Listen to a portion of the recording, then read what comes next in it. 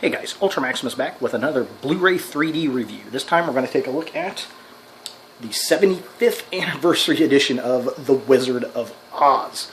And I picked this up in Greenwood, Indiana at a Walmart for $11.88. I think they actually had it mismarked because it came up rang wrong. It rang for $20. And I'm like, well, the sign back there, we went back and it was actually marked $11.88. So I think it's normally $20, $19.99, but I did pick it up for $11.88. If you see it for $11.88, definitely pick it up for $11.88. Yeah, so this is obviously the original Wizard of Oz. We're going to do what I always do, talk about the packaging, talk about the film, talk about the Blu-ray 3D, my recommendation. So here it is in a little jacket. It's got the traditional 3D piece on there, Wizard of Oz 3D, and we got Dorothy kind of dancing there. Here's the side of the packaging. Pretty cool, not too bad. Same thing on the other side. Back of the packaging, it's got a picture of the entire gang, what it comes with, how to watch it, all that kind of good stuff. And now, I put on there, there's a 75th anniversary sticker on the outside packaging. I went ahead and peeled that off and kept it because nowhere else on the set does it say it's the 75th anniversary. And it's nice looking, it looks kind of cool, and I just thought it should stay with the box, so I went ahead and kept that. Easily peels off and you can just stick it on there. I put it over the barcode just because, well, it's the barcode.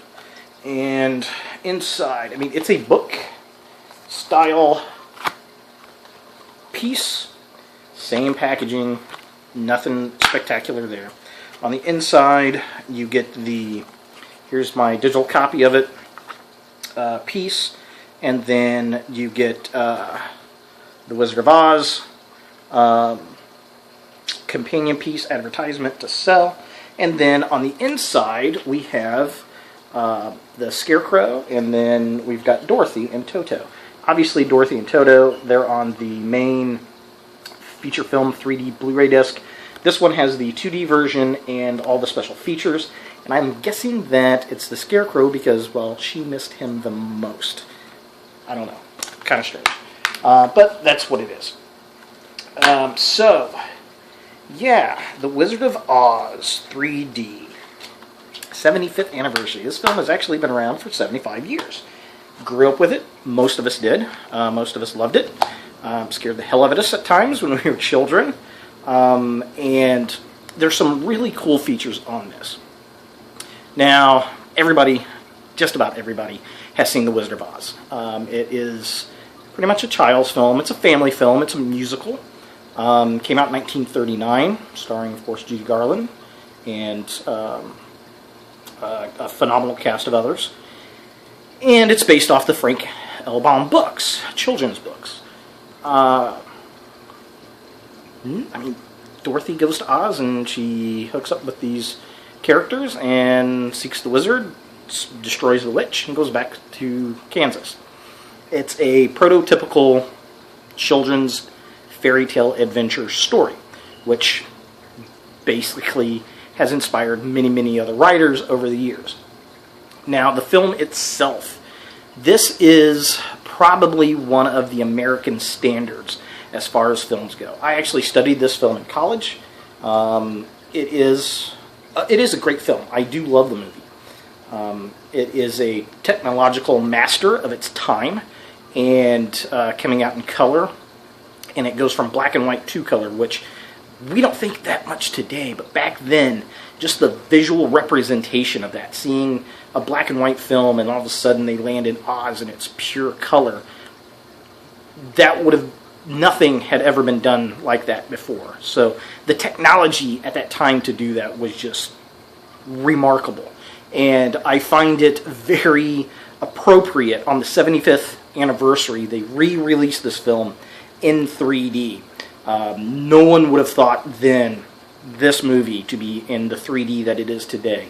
And I think it's a very fitting tribute.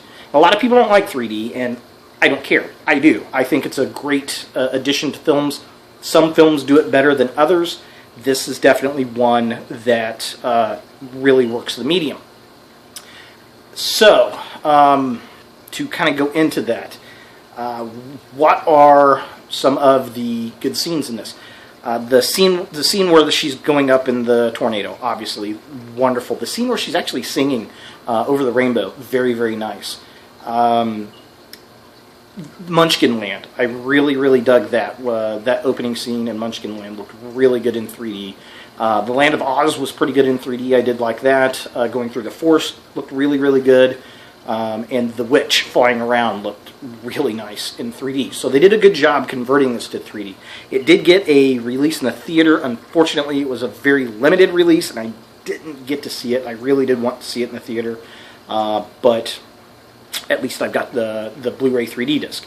Now, the special features. I want to bring that up because there are things in the special features that have never been released in any of the other incarnations of the film. And those being in particular, they have trailers throughout the years, throughout the decades of the releases of this. And what really gets me and just really kind of shows it off, there was one called a teaser, 1939, What is Oz teaser, and it was made specifically for the Chinese theater in Hollywood. And all it is an animation that says, "What is Oz?" That's it. That's probably the ultimate teaser, and it, quite frankly, maybe the original teaser for motion picture trailers. I don't know. That'd be a great question to ask a film historian. And some other great trailers, like there was one specifically made for Cairo in 1940, the year later. It just really shows off how important of the film this was at the time and how much went into it and how big of a deal it was. Even to the point they have radio broadcasts of this. They have radio advertisements, which was radio still huge then. And not many people had, television wasn't there. It was either film or radio. Television hadn't made its stride yet. And they actually have a couple broadcasts of the film over radio. Like there were radio specials. There's one that's an hour long with the original cast that goes over and that has a full symphony. They do the songs, they do the story. I mean, it just really impresses upon you the significance of this film and reminds you how big it was back then. Now we take it for granted, I think, especially the younger generations. I go back and look at it from a film historic point of view, and it really fascinates me. If your grandparents or great-grandparents are still with us, then ask them about this. Say, hey, tell me about The Wizard of Oz. Do you remember when this was originally released or when it was re-released, in the 40s or 50s? Ask them about this. I guarantee they remember this. This is just like, asking your parents, do you remember when Star Wars came out in 1977? It's that significant of a film. In fact, I would have to say that you didn't have that significant of a film until Star Wars from The Wizard of Oz.